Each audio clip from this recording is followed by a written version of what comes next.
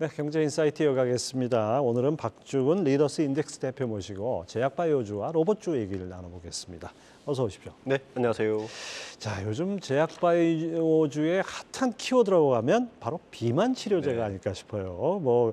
뭐 이것만 진짜 현실이 된다면 꿈의 알약이라고 해도 과언이 아닐 것 같은데 어떻게 보고 계십니까? 우리 앵커님은 뭐 비만 극집을 안 하실 것 같은데. 아닙니다. 저는 숨어있는 2인치가 있습니다. 네, 이 팬데믹을 거치면서 우리 뭐 소위 우스갯소리로 확진자 이야기를 하죠. 확진자를 이야기를 하죠. 예. 이게 이 바이오 쪽에서도 유행을 좀 탑니다. 한 15년, 20년 전에는 고혈압약이 굉장히 많이 팔렸어요. 그렇죠. 네. 예. 그러다가 최근에 이제 이 확진자라고 우리 우스갯소리를 하지만 글로벌리 이게 통계 자료를 보면 비만이 심각한 수준으로 올라가고 있어요. 이게 코로나의 그 이동이 제한되고 이런 것들이 영향이 좀 있었나요? 영향도 있었고 전체적으로 그 유럽, 미국을 비롯해서 이 비만 인구가 급증을 하고 있어요. 실제 한 1975년도에 비교하면 2019년, 그러니까 우리가 코로나 전까지 3배가 늘었거든요. 예. 그때에 비해서. 그러니까 지금 통계를 보면 2030년이 되면 전체 지구 인구 중에서 비만 인구가 20%. 20%. 그리고 35년이 되면 24%까지 늘어난다는 거예요. 예, 그러니까 이제 그래프 나오네요. 네, 그래서 바이오주도 이 유행을 타듯이 이 비만 시장이 일종의 블루오션이 된 거죠. 예. 저거 정말 비만 치료가 가능하다면은 그야말로 속된 말로 노다지겠습니다, 저거. 그렇죠. 이게 이제 비만 치료를 하는 이 메커니즘을 보니까 기본적으로 일단 우리 인체를 좀 페이크 시키는 거예요. 예. 뭐냐면 이 글루카곤 라이크 펩타이드라는 물질을 이게 작용체 물질인데 요걸로 혈당 수치를 좀 조절을 하면 예. 일종의 식욕을 억제하는 호르몬을 모방을 해주는 거예요. 그리고 내가 착각을 하는 거죠. 내가 착각을 해서 내가 좀 배가 불러라고 착각을 해주고 물론 요게 이제 수용체다 보니까 당뇨병 치료제로 다 개발을 했어요. 예. 당뇨병 치료제로 개발하다 보니까 이게 생각보다 우리 몸을 페이크 시키네. 예. 식욕을 억제를 시켜주니까 이 비만으로 연결되면서 그리고 요게 이제 세트로 움직입니다. 그러니까 비만 치료제하고 당뇨병 치료제, 그러니까 치료 기구 요 세 개가 한 세트로 지금 섹터를 이루면서 지금 변동성을 굉장히 높이고 있어요. 사실 당뇨병도 정말 뭐 인류가 상당히 고생하는 그렇죠. 그런 질병이고 비만은 뭐 말할 것도 없고 이런 것이 한 세트로 치료가 된다면 그야말로 금상첨화일 것 같은데요. 이 노보노디스크하고 일라이릴리 이런 뭐 글로벌 제약사들 비만 치료제 신약과 관련된 소식이 속속 나오고 있는데 글로벌 비만 시장에서 이들이 차지하는 비중이 상당하죠? 그렇죠. 지금은 거의 뭐 양분하다시피 하고 있는데 일단 노바디스크가 그 원래 가지고 있는 비만 치료제가 있었어요. 삭센이라고. 근데 요게 그 올해쯤에 그 특허가 만료가 됩니다. 그러다 보니까 요 특허 만료된 시점에 하나를 더 만들었어요. 요게 위고비라는 건데 뭐 이 시장에서 그 테슬라 앨런 머스크가 또 한 번 히트를 치죠. 이 위고비를 이제 먹고 그렇죠. 트위터에 올린 거예요. 일단 그 테슬라 영향 때문도 있고 거기에다가 그 방금 말씀하신 그 1, 2가 한 번 더 이제 히트를 칩니다. 위고비 같은 경우는 기존에 이제 똑같은 이제 글루코산 라이크 펩타이드로 만든 물질인데 요거를 약간 더 그 2배 정도 올린 거고 여기에다가 1, 2 같은 경우는 여기에다가 하나 더 이제 추가를 해서 이 물질을 효과를 더 강화시킨 거예요. 20% 이상. 그러다 보니까 최근에 이제 이 노바디스크하고 1, 2가 주가가 급등을 하면서 국내에도 이 비만 치료제 시장이 만만치 않네. 그래서 관련된 기업들이 같이 주가가 동반 상승하는 효과가 지금 나타나고 있는 것 같습니다. 네, 그렇군요. 이것이 뭐 우리나라도 사실 비만 인구 그 전체적인 OECD 통계를 보면 한국과 일본은 거의 비만 인구가 뭐 한 자릿수 상당히 가장 낮은 두 나라로 돼 있는데 요즘 뭐 어린이들 청소년들 보면은 그것도 아닌 것 같은 분위기입니다. 상당히 주목이 되는데요. 우리나라 제약바이오 기업들도 이런 글로벌 훈풍 타고 굉장히 좋은 흐름을 보이고 있는데 비만 치료제와 직접적으로 연관성 있는 기업들이 있을까요? 우선 최근에 주가의 변동성이 가장 크게 보이는 게 펩트론. 예. 펩트론이라는 기업인데 여기가 지난 6월달에 샌디에고에서 열린 그 당뇨병 학회 ADA라고 있어요. 여기에 참석해가지고 뭘 발표했냐면은 스마트 데폿이라고 요 전임상 결과를 발표했는데 이게 어떤 효과냐면은 아까 이야기했던 위고비 같은 경우가 월 1회 뭐 주 1회 정도를 주사를 맞아야 되거든요. 근데 요 스마트 데폿을 이용하면 요 주기를 월 1회로 바꿉니다. 월 1회 1회로. 주사로. 예. 예. 그러니까 주 1회도 굉장히 효과적이었거든요. 왜냐하면 그 앞에 그 노바디스크가 삭세는 매일 1회였어요. 아. 그런데 주 1회로 하니까 그래서 일론 머스크가 그걸 막고 광고를 해줬거든요. 그런데 이번에 그 국내 기업인 이 펩트론은 요거를 월 1회, 그 2개월 1회까지 가능하답니다. 가격이 일단 어떻게 되나요, 이게? 요게 일단은 비보험이에요. 아. 한 달 치료비가 한 130만 원 정도 아이고. 미국에서는 되는데 국내에 곧 상륙을 하거든요, 유고비가. 그래도 매일 맞는 것보다 주 1회, 그렇죠. 그다음에 월 1회면 상대적으로 좀 절감 효과적이죠. 효과는 그래서 있겠네요. 임상이 들어가니까 이게 이미 펩토론의 기술을 보고 텀시트라 그래가지고 기술 계약이 있죠. 그러니까 빅파마들이 기술 계약을 하자라고 해서 일단 약정서를 수령했다는 소식이 들리면서 주가가 굉장히 뛰기를 했죠. 그리고 두 번째는 이제 한미약품도 이걸 하고 있어요. 한미약품은 네. 원래 그 당뇨병 치료제를 개발하고 있었어요. 똑같이 네. 하고 있었는데 한미약품이 최근에 식약처의 임상 3상 시험에 들어갔습니다. 똑같은 이제 이 글루타민 라이크 펩티드 그 플랫폼을 가지고 있어서 요게 들어가면 한미약품 이야기로는 요게 만약에 되면 미국의 유고비보다는 약간 더 저렴하면서 유고비는 아무래도 그 서양 체질 그렇죠. 이게 그만하잖아요. 아무래도, 예. 그쪽이 맞는데 이건 한국 체질이 맞기 때문에 우리가 맞는 게 아니냐라고 주장을 하고 있어요. 삼성 결론 나와봐야 되겠지만 그래서 일단 펩트론하고 그 이 한미약품을 일단 기본적으로 개발을 하고 있고 아까 제가 전주에 말씀드렸지만 이 당뇨병하고 인연이 있다 그랬잖아요. 이 두 개가 세트로 움직이면서 그래서 주사제 개발하고 있는 중소기업인 인벤티지랩도 있고 예. 그리고 이런 것이 또 뭐 이 치료제까지 같이 당뇨 치료제까지 나오면서 동반 상승을 하고 있는 그런 형국을 하고 있습니다. 상당히 뭐 우리나라 기업도 많이 참여를 하고 있네요. 네. 그 제가 미국에 이제 연수 갔을 때 그때 그 미국 사람들의 그 서고라 그럴까요? 네. 이렇게 뚱뚱한 사람들을 보고 이제 약간 놀리는 말로 머핀탑이라고 얘기를 합니다. 그러니까 머핀을 그렇죠. 허리에 두른 것 같다. 또는 뭐 타이어 탑 뭐 이렇게 얘기를 그렇죠. 했는데 우리 비만하고는 우리 차원이 비만하고는 다르죠. 좀 달라요. 차원이 다르죠. 예. 그래서 그 사람들의 그 비만에 대한 고민이 무지하게 많은데 하여튼 한국인의 좀 더 적합한 그런 네. 비만 치료제가 나온다면 아주 좋을 것 같습니다. 자, 관련해서 국내 제약 바이오 기업의 대장주라고 할 만한 게 이제 셀트리온인데 네. 셀트리온 실적이 좀 아쉬운 부분이 있어요. 아쉽습니다. 이거 어떻게 보셨습니까? 저는 2분기까지는 사실은 실제 그렇게 좋을 거라는 예상을 하지 않았어요. 3분기가 분기쯤 될 거라고 봤는데 우선 셀트리온의 가장 큰 변화를 좀 우리가 인지를 해야 할 필요가 있는 게 네. 셀트리온을 만들고 셀트리온 헬스케어가 팔잖아요. 네. 근데 셀트리온 헬스케어도 사실은 직접 판매한 건 유럽밖에 없었고 미국은 간접 판매였어요. 다른 영업소를 통해서 팔았는데 최근의 변화가 뭐냐면 서정진 회장이 들어오면서 그에 대한 비용 부담이 당연히 있겠죠. 예. 그래서 직접 팔자.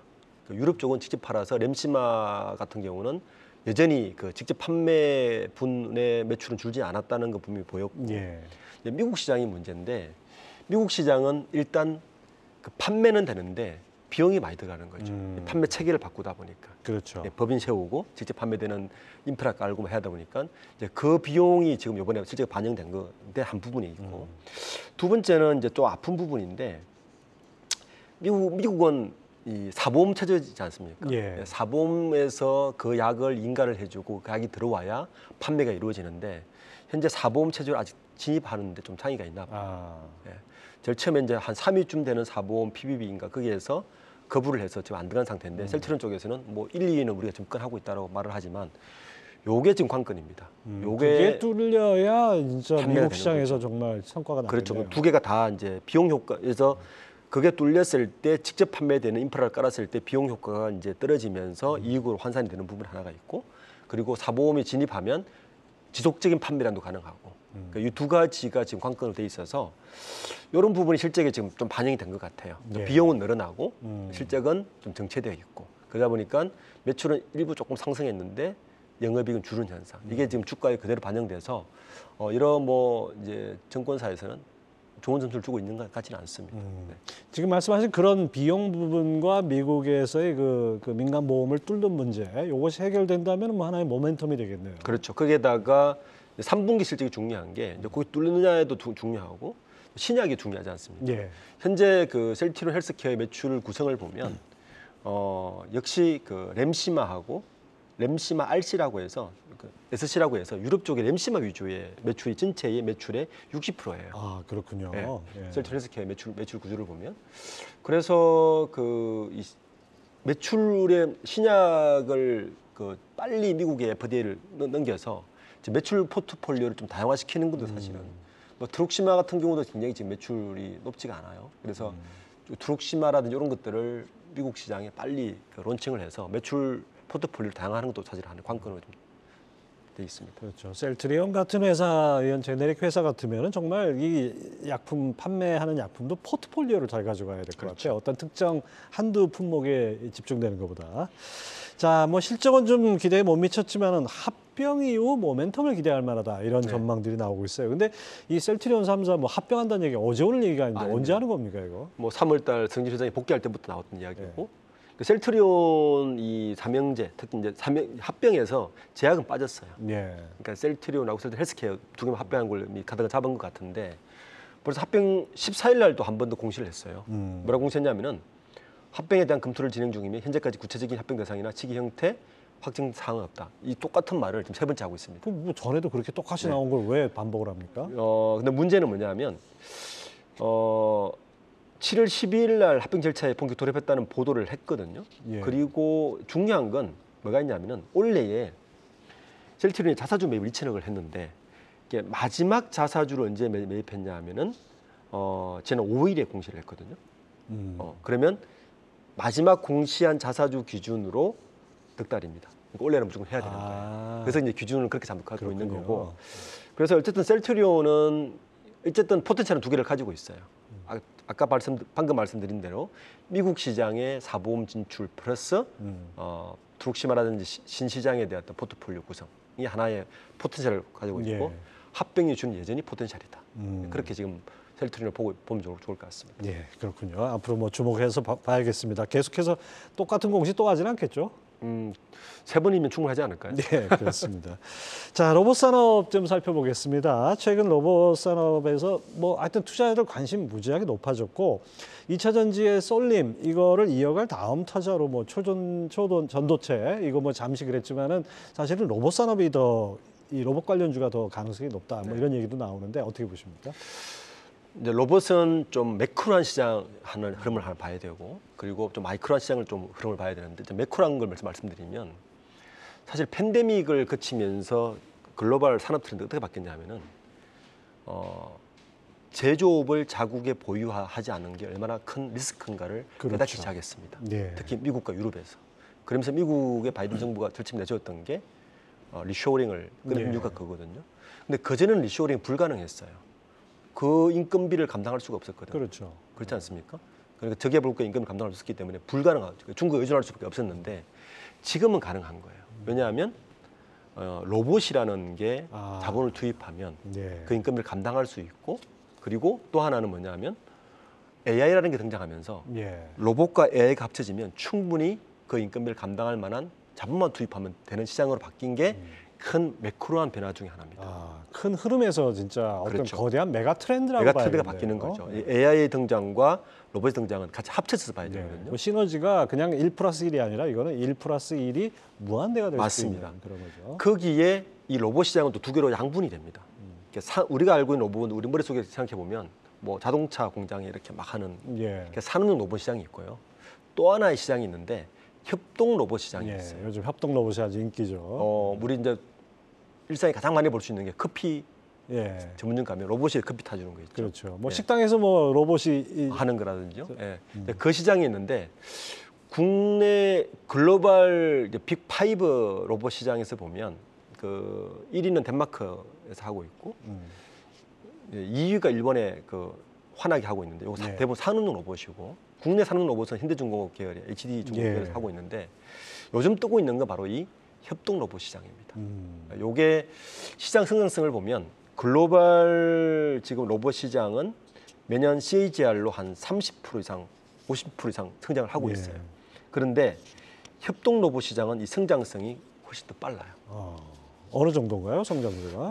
협동 로봇 시장은 전체 시장에서 한 37%를 차지하는데 비중을 성장률은 협동 로봇 시장은 오히려 이 산업용 로봇 시장은 30%대라면 협동 로봇 시장은 50%대로 더 높아요. 예. 그러다 보니까 이걸 알고 국내 대기업들이 뛰어들기 시작했습니다. 그래서 주가가 이제 같이 요동치는 거예요. 삼성전자, LG전자 이런 데도 맞습니다. 참여를 하죠. 우선 삼성전자가 이 협동 로봇 시장을 재밌게 봤어요. 그리고 삼성전자에서는 그 DX 사업부에서 일단 협동 로봇, 웨어러블 로봇 시장을 같이 보면서 예. 이 투자를 유상증자를 하기 시작하면서 이제 불을 붙이기 시작했고 그 외에 이제 LG 그다음에 하나그룹도 뛰어들었고요. 예. 뭐 두산그룹은 이제 두산 로보틱스 상장 시기에 있고 SK그룹도 뛰어들었습니다. 이러다 보니까 이 로봇 시장을 또 새로운 성장의 돌파구로 보는 것이 아니냐라고 시장에서는 보고 있어서 일단 매크로한 변화도 크게 변화가 있고 마이크로하게도 기업들이 실제 액션을 취하면서 시장을 조금 달구고 있는 그런 형국인 것 같습니다. 과거에는 없었던 산업이 이렇게 해서 이제 신산업이 되고 유망산업이 되는 그렇습니다. 그런 과정을 밟고 있다고 봐야겠네요. 자, 실제로 지난 한 달 동안 뭐 이런 기대감 때문일까요? 로봇 관련주 평균 26.7% 네. 상승을 했습니다. 이런 바로 그런 이유 때문이겠죠? 그렇죠. 이제 가장 대표적인 주제가 레인보우 로보틱스인데 삼성전자가 유상증자를 발표를 하면서 이제까지 뛰었는데 이 레인보우 로보틱스의 특징은 협동 로봇도 하지만 모델 한 5개 정도 라인업을 가지고 있더라고요. 두산 로보틱스는 협동 로봇 그 모델 라인업을 13개를 가지고 있거든요. 예. 근데 협동 로봇 시장은 그런데 이 레인보우 로보틱스의 특징은 뭐냐면 이 협동 로봇 플러스 우리가 알고 있는 뭐 걷는다든지 그다음에 물류 창고에 들어간다든지 예. 이런 것도 가치를 하고 있어서 그걸 높이 평가한 것 같아요. 그래서 이게 이제 지난달 26일부터 보면 갤럭시 익스피리언스 스튜디오에 들어가면 실제 레인보우 로보틱스가 로봇팔이 전시돼 있어요. 같이 한다는 이야기예요. 예. 그래서 일단 떴고 하나그룹도 하나로보틱스를 사업을 분리했습니다. FA로 분리해서 뛰어들었고요. 현대자동차도 워낙 정의선 회장이 직접 개인 투자를 하면서까지 로봇 되지 않습니까? 현대차 그룹은 이 로봇 시장을 꽤 크게 봐요. 230조까지 보고 있습니다. 글로벌 시장이 자체 연구소에서 나온 결과를 보면 꽤 크게 보고 있어서 LG 그룹은 한 2030년까지 100조 시장을 보고 있어요. 나름대로 시장의 디파인이 다른 것 같아요. 어쨌든 국내의 대부분 그룹들이 뛰어들었고 두산 그룹 같은 경우는 이미 두산 로보틱스가 2015년에 회사를 만들어서 매출을 적자를 보고 있지만 지금 올 상장을 앞두고 있거든요. 그만큼 로봇 시장이 향후에 뭐 반도체, 2차 전지, 바이오 또 하나의 섹터로 또 등장할 가능성이 꽤 높게 점쳐지고 있습니다. 여기다 덧붙여가지고 또 정책적인 측면에서도 상당히 모멘텀이 있죠. 네. 정부가 그 첨단 로봇 산업 전략 1.0을 발표를 했는데 이 로봇 산업에 훈풍이 될 것이다 이런 기대가 나오는데 어떤 내용입니까? 작년 10월에 발표를 했는데요. 그러니까 국가 첨단 산업을 정의를 하고 6대 핵심 과제를 발표를 했는데 그 중에 하나가 로봇으로 이제 정한 거죠. 지난달이었나요? 미국 첨단기술 협력전략형 점검회의에서도 바로 이 안건이 들어가 있습니다. 네. 그래서 국가에서도 이 로봇 산업을 핵심 전략으로 삼아서 충분히 국내에서는 가능하죠. 왜냐하면 제가 이 자리에서 몇 번 말씀드렸지만 OECD 국가 중에서 우리나라의 특징 중에 하나가 제조업이 비중이 가장 높다. 그렇죠. 예. 그러니까 제조업에서 인건비 비중 때문에 우리도 리쇼링을 해도 못하고 있지 않습니까? 이게 만약 된다면 국내의 제조업을 다시 리쇼링할 수가 있고 첨단 제조 기술을 외국에서 나가지 않아도 할 수 있는 분야라서 충분히 가능할 수 있는 전략이라고 생각됩니다. 예. 자, 두산 로보틱스 10월에 상장을 하는데 뭐 기업 가치 2조 원이 넘는다 뭐 이런 다양한 평가들이 나오고 있습니다. 이 모멘텀이 될까요? 로봇주에? 모멘텀은 될 것 같고 몸값은 뭐 너무 여기는 분분해요. 6월 달에 상장 예비 심사 신청할 때마다 5천억이었거든요. 네. 5천억이었는데 근데 4배가 된 거죠. 4배가 됐는데 예. 근데 이게 이제 지금 아까 레인보우 로보틱스가 지금 몸값이 2조라고 해요. 근데 레인보우 로보틱스는 매출이 두산 로보틱스의 3분의 1밖에 안 되거든요. 물론 흑자입니다. 매출이 작년 매출이 150억? 예. 흑자 정도 보고 있는데 레인보우 로보틱스는 2조 평가를 하는데 그래서 두산 로보틱스가 2조까지 보는데 반면에 두산 로보틱스는 적자를 보고 있어요. 예. 그래서 2조까지는 좀 무리인 것 같고 지금 상황에서 한 1조 정도는 가치 평가를 받지 않을까 지금 예상되고 있습니다. 그 사이에서 결정될 가능성이 있겠네요. 아무튼 로봇주는 우리가 장기적으로 꾸준한 트렌드로 지켜봐야 될 것 같습니다. 박주근 리더스 인덱스 대표 함께했습니다. 오늘 말씀 감사합니다. 네, 감사합니다.